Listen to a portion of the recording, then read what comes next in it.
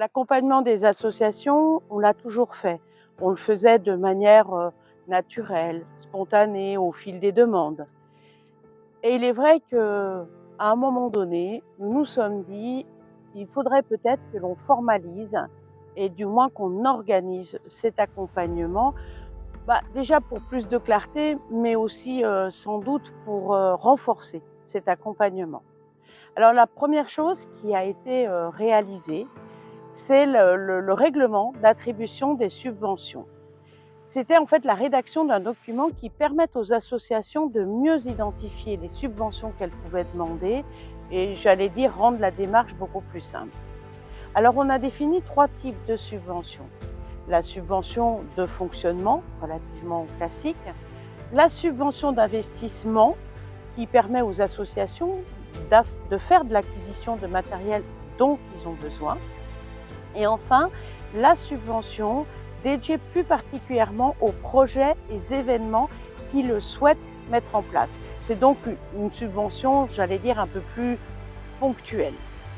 Ensuite, en plus de ce soutien financier, nous avons mis en place également un soutien plus concret, plus logistique, à savoir tout d'abord la gratuité des impressions des flyers et affiches pour la communication de leurs événements.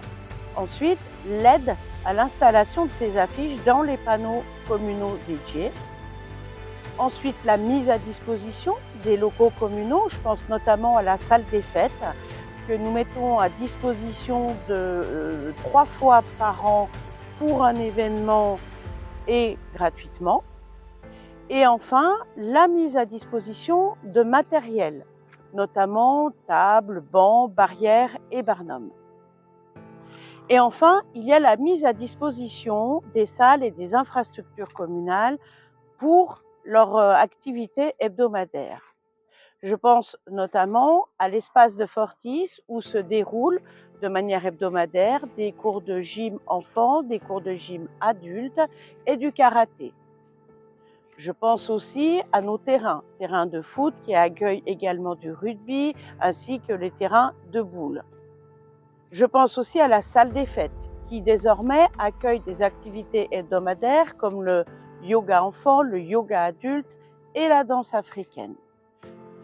Pour conclure, vous avez donc vu que nous avons une vraie richesse, une vraie dynamique associative sur notre village. Il est important de la préserver parce que c'est elle qui fait que nous avons plaisir à vivre ici.